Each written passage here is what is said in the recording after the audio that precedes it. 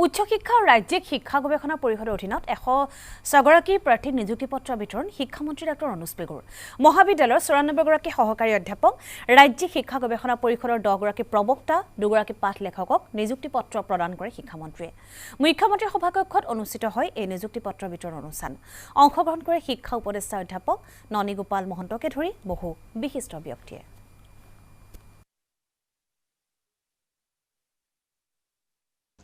যোৱা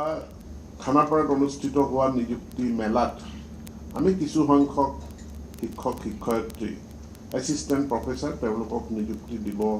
নোৱাৰিলোঁ কাৰণ তেওঁলোকৰ যিখিনি কাগজ পত্ৰ আহি পোৱাত পলম হৈছিলে বা